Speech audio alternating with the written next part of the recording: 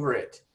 So you may have noticed each of the life skills classes so far has kind of had like an ongoing assignment throughout the summer.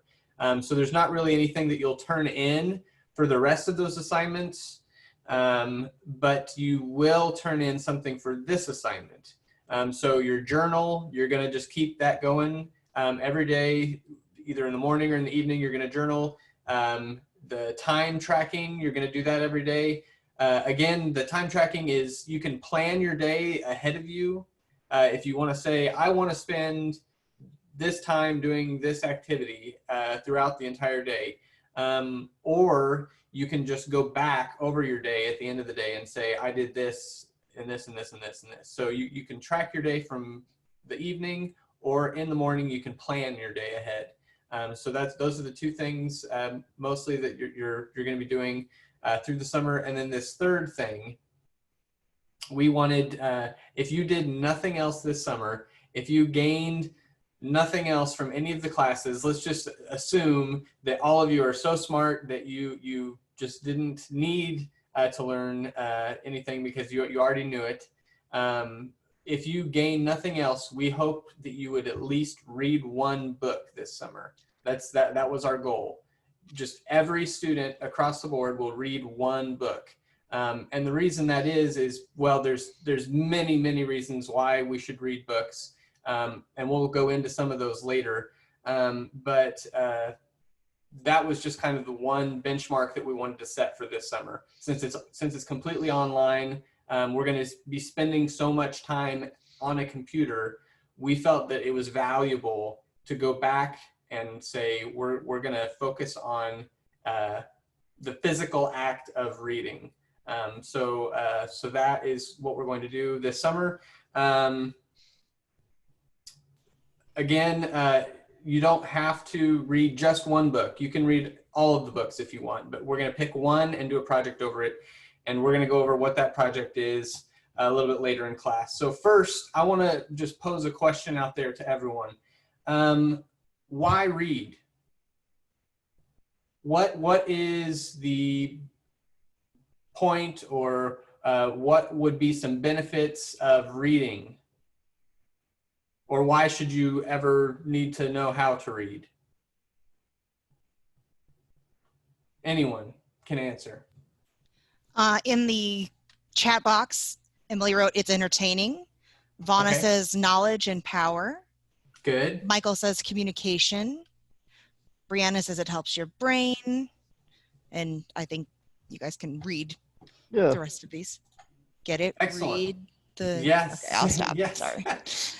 No, those are all great answers. I really especially like the knowledge and power one. If you've never heard that quote or that phrase, knowledge is power. And there's a reason that people believe that. And we're kind of going to learn a little bit about that in a short history lesson. That's how we're going to kick off this. So these are just some ideas to think about. Why is it important to read? And we're going to do a short history lesson to illustrate why some people believe that knowledge is power, and why it's so important to write things down. So I'm going to share my screen really quick.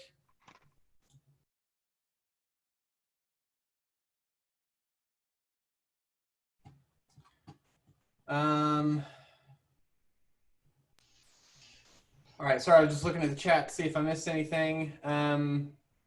So this is not the first time, I don't know, I thought this was really interesting that people came together. They said, you know what, it's going to be best for humanity if we share resources, if we share information. They come together and collect all this information, and then some ruler decided, you know what, that's going to be bad for me if all these people have access to this knowledge. So I'm going to destroy it. Can anyone think of another example throughout history where someone did something similar to this, trying to destroy texts? I'll give you guys a clue. The most famous one is the most famous event in modern world history that involved a red, white, and black flag in about the 1940 mark. So Hitler. Yeah, Hitler. There you Yes. go. Okay, good. And if you aren't familiar, he's famous for burning books. So why would people that are in these high positions of authority, why would they want to destroy texts, books? Because the books and the knowledge can harm them, take them out of power. That's right. That's right. If people are given the ability to empower themselves, they could become a threat to people in positions of authority or power. So that is ultimately what I want you to take away from this history lesson, is that books empower you. Knowledge is power, and books give you that ability to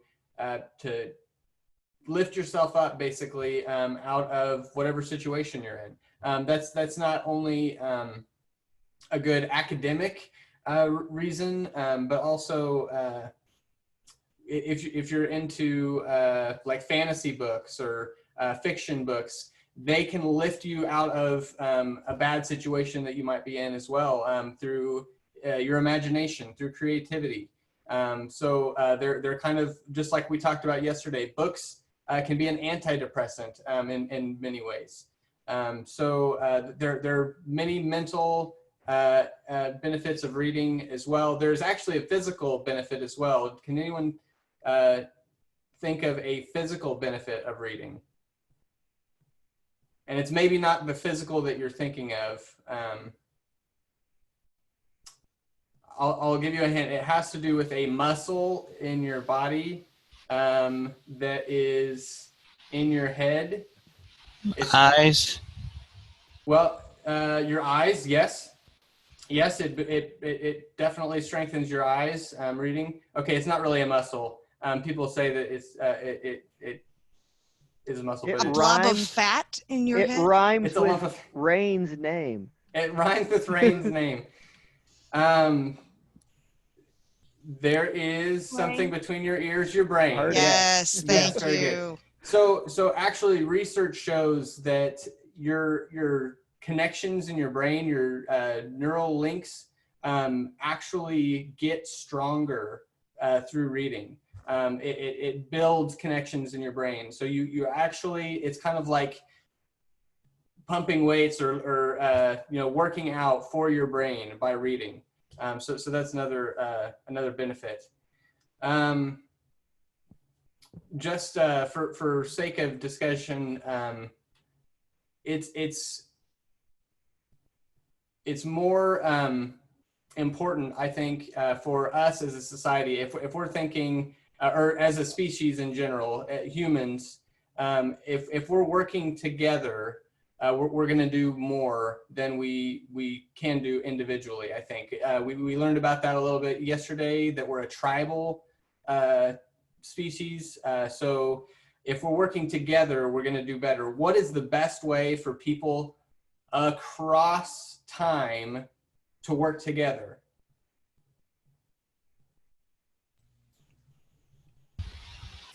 Survival. Okay, but I'm talking about what would increase your, so the topic today, think of the topic today, what would be a good way to preserve information for future generations that would allow us to work together across time? Stories. Stories, that's excellent. That's a great one. And written text. So people have learned about past generations from writings in the pyramids or on scrolls from thousands of years ago. So these kinds of things don't last forever. So a oral history would be good, Michael. I agree. Passing along stories. So that's essentially all books are. Is they're just a physical written form of an oral history. someone who lived before you. You may never meet that person, but you get to experience what they knew because of what they wrote down. So books are very powerful, and they have the ability to help us in all kinds of different ways in our life. But as far as like students right now, where you're at in life, how can reading books or the ability to read, how is that going to help you right now in the everyday? So we can talk about these big ideas, how it helps humanity survive, passing information from time to time. How can reading help you today as a student? I give an example here. I think that well, somebody's going. Somebody else go. What was that? Sorry, say it again. Focus. Focus. Helps you get to college. Excellent, excellent. These are some great ideas. Yes. Anyone else? We got some in the chat. I was going to say that reading anything, fiction or nonfiction, will expand your vocabulary.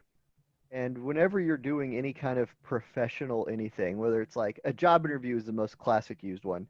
If you're sitting in a job interview and you can only use basic words like, I got work today. Like if you sound uneducated and someone else walks in who is the same level of education as you, but they know big words and they can use them in a way that sounds right, they look better. And so it will help you in any kind of professional setting if you can use some college level words, let's say.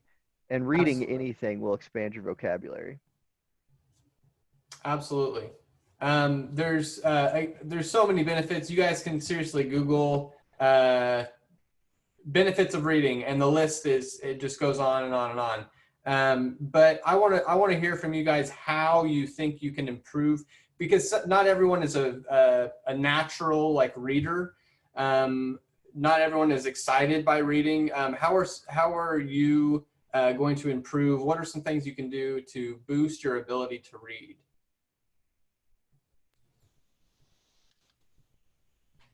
Unmute yourself and answer Dan's question.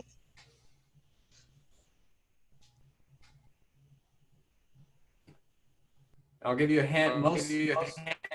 Most of those things are going to involve some level of reading, but I'm looking for like specific ways to incorporate reading into your everyday life. Plan out something. Make a schedule. Okay, excellent. Make a schedule. To do what? Like just go to the library. Speaking of the Library of Alexandria, how many of you ever have been to a library? I hope everybody's been to Please. a library. Yes, school. Thank you. Okay, so go to a library. Just spend some time. That's one of the #1 places I would recommend. If you go looking for colleges and you go to the college campus, I highly recommend you check out their library. Because that is a great place to spend a lot of time studying. They're usually quiet by nature, so that's a great place to go and study. Check out your school's library when you go on your campus visits. So what's another thing? So you could go to the library. You're scheduling out time to actually read. Those are great ideas. Anyone else have any ideas of how you can build reading into your everyday life? If you're someone who has trouble falling asleep, reading, laying in bed will a lot of times just put you down. Like you'll get about a chapter in and then you're drooling in your book. Absolutely. So that's a great suggestion. I try to read every night before bed. Don't always get it done, but that is a surefire way to immediately fall asleep is start reading. I would suggest maybe adding specific news stations or newspapers as like a friend on Facebook or part of your Instagram or part of Snapchat. So you get shortened version of whatever the story is that's happening. And just that little bit of reading is going to increase your knowledge. If you find it's really interesting, you click on it, you start reading more. But that's an easy way to incorporate, because you know you're already scrolling TikTok. You add a few things that are educational in there. You learned by accident. Yeah.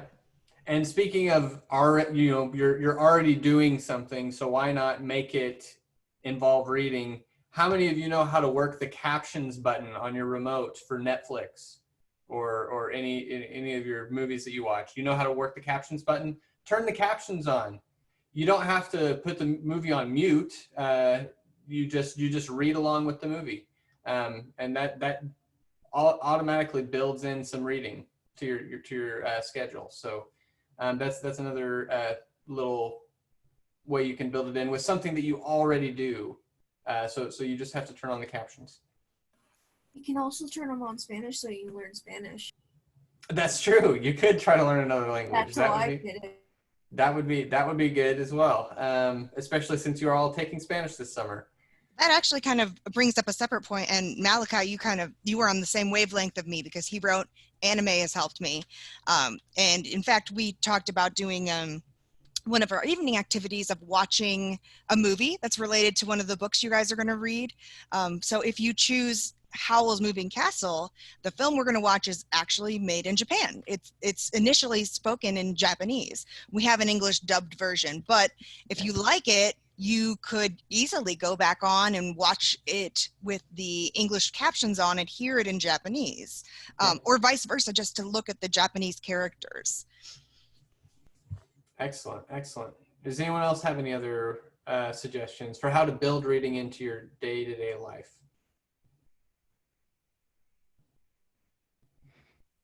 I have given you one already this week as an assignment. Journaling. So even though you wrote it, it still is reading if you go back and review.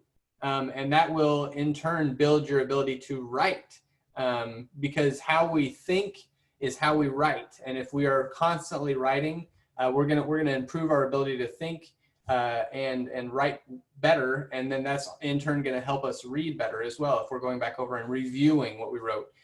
It may also improve our handwriting. If we have to go back and reread what we wrote, we're going to force ourselves to write more neatly.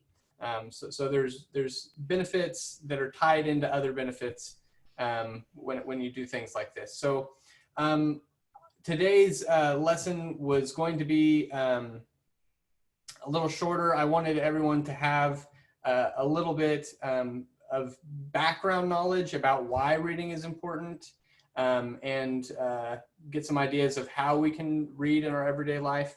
But mostly I wanted to go over the assignment for what you're going to be doing at the end of the summer, where you're going to be presenting kind of like a book report, if you will, a visual book report for the book that you have decided to read. So let's go over the assignment really quick. I'm going to share my screen again.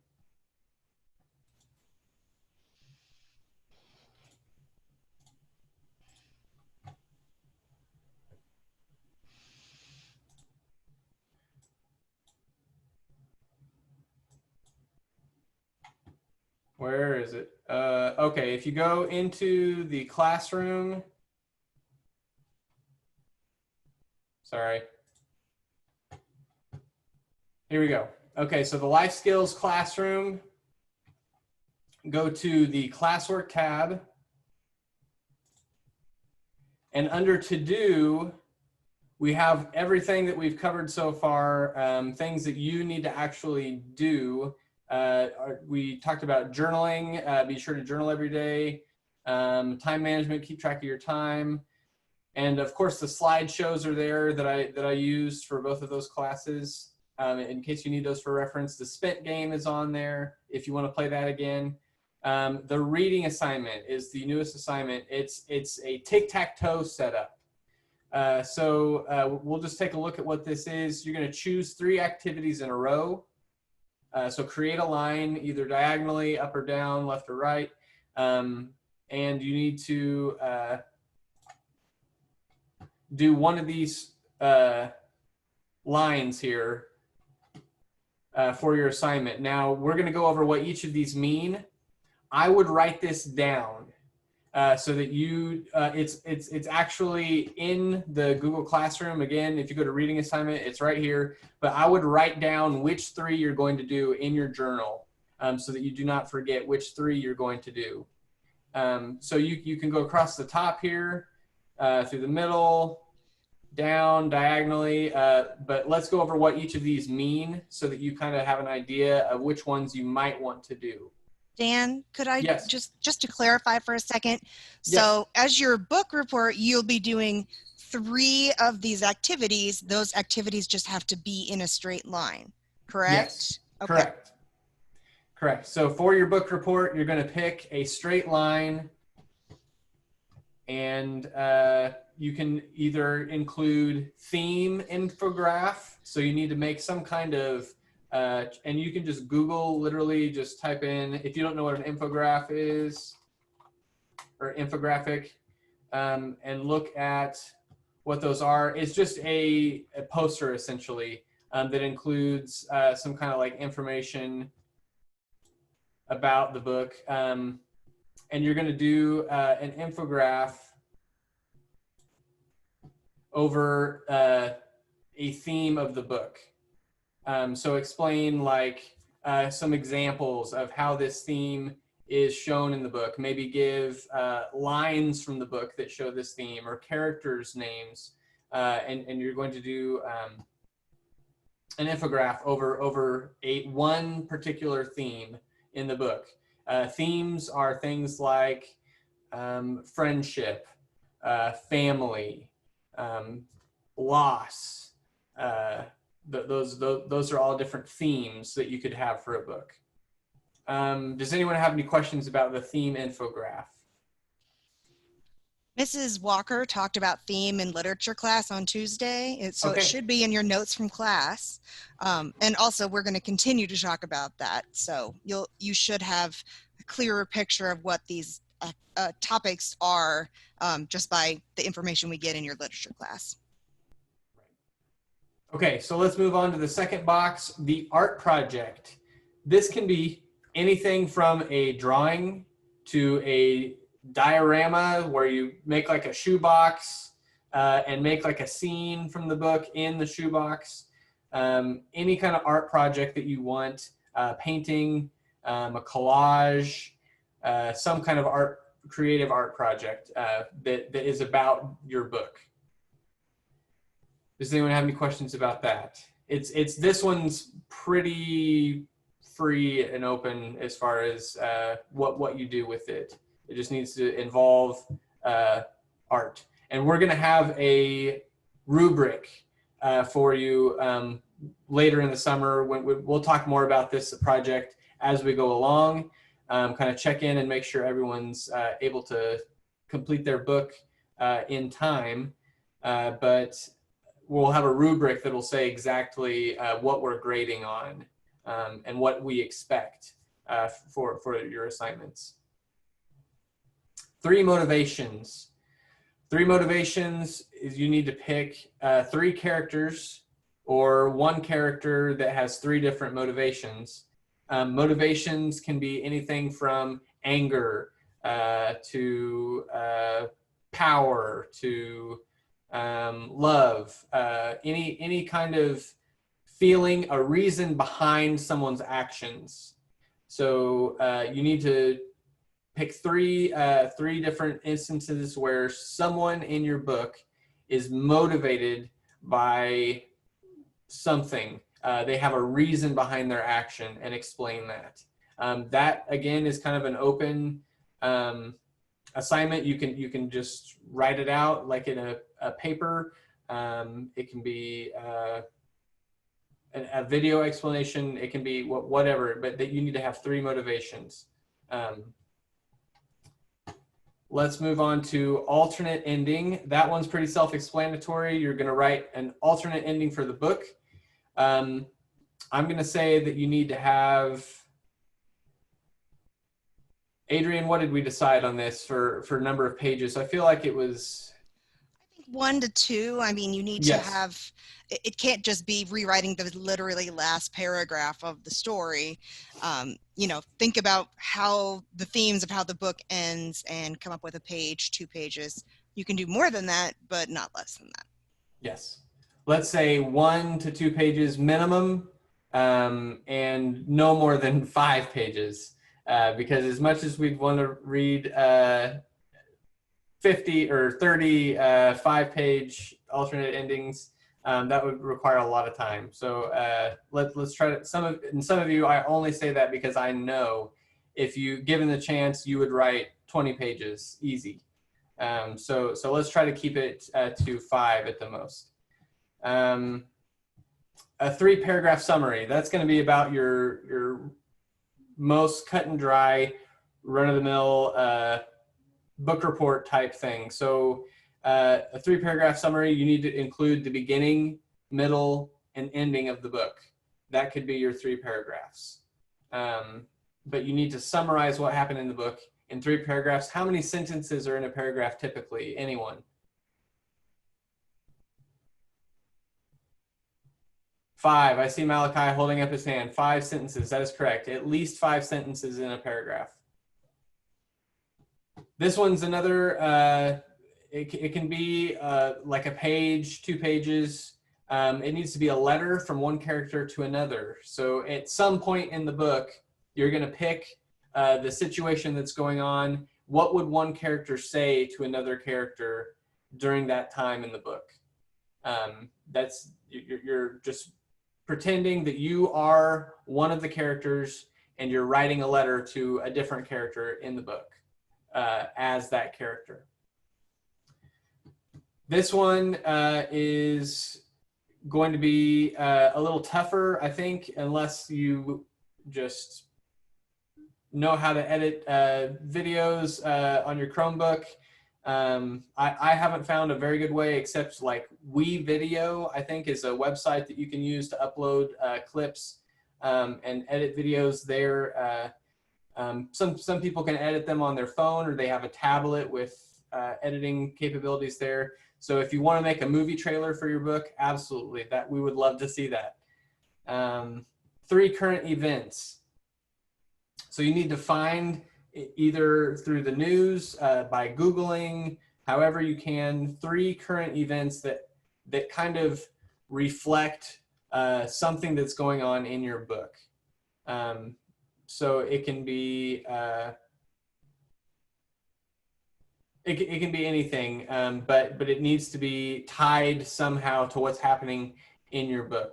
3 current events that are similar. The only one that I'm really coming to mind right now, just off the top of my head, is the Be More Chill. Talks about quantum computers, and so there might be some interesting science news articles that are right now about quantum computers. So that's one example. The last one is creating a blueprint or a map. It can be a map of the world. It can be a map of the town that you're in. It can be a map of someone's house or a blueprint of someone's house. You need to lay out and design what you think someone's house or what a land area looks like in your book. Now, these are going to be a little bit more difficult if you are reading the energy bus. That's the only exception that I can think. We don't have anyone reading the Gifts of Imperfection. The energy bus is probably not going to have some of these things, although it is written like a fiction book, so you might still be able to do like a letter from one character to another. But as far as like the blueprint and map, I don't know, but you can do your best. And if any of these can be applied to your own situation as well. So the energy bus kind of talks about creating positivity in your own life. So maybe that blueprint map could be a blueprint of the house that you want to have someday in the future. So that's one way you could work around that there. If you have any questions about how to do this, or If any of these aren't making sense, please let us know. We want to help you because we want to give you the opportunity to present something to the rest of the students in the last week of the summer program. So whether that's you recording yourself, giving some kind of presentation beforehand, and then we just share those on the classroom, or we give live presentations if you feel comfortable doing that. We're not sure how that's going to work yet. We'll let you know when we get closer. But that's the goal, is that you will, at the end of the summer program, be able to give a presentation based on one of these, whether it's diagonal, up and down, left and right, but you need to pick 3 in a row, just like tic-tac-toe. And you'll present your project in the last week. Are there questions? I know I see a lot happening in the chat.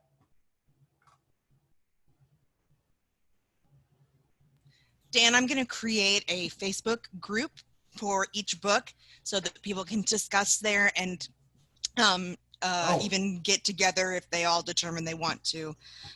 So I'm asking each person to please write which book you chose so I can add you to the correct group.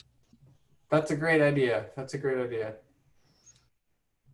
Does everyone have Facebook that's in this group right now? Is anyone not on Facebook? Hannah, Leanne. Okay.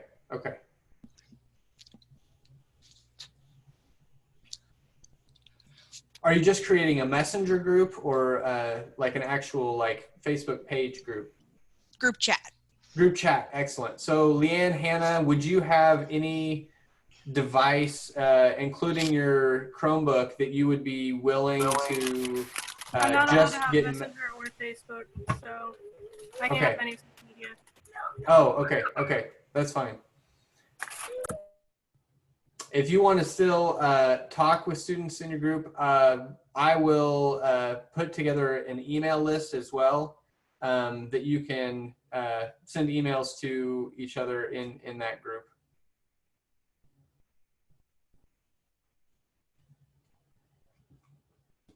Okay, before we get off of here, does anyone have any questions about this assignment? Yes, Alyssa. If we decide we don't like the book we choose, would we be able to switch before we start working? You have, as long as you're able to finish the book, you have until the last week to decide what you're doing your project over. I would not recommend reading a book and then 3/4 of the way through the summer deciding, I don't really like this book, I'm going to switch books. I would not recommend doing that. But if you're able to complete the book that you plan on reading at the end, or you've read 3 of them and you're trying to decide between them, that's okay. Does anyone else have any other questions?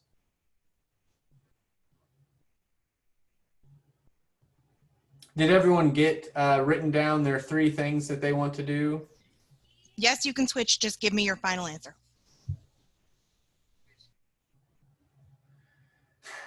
Thank you, Vana. I think that's all I have for you today. Adrian, can you think of anything we need to announce before the end of the first week? Oh gosh, wow. Nothing specific. Thank you all for being so good, with attendance and paying attention and keeping your videos on. Super thoroughly impressed with all of you.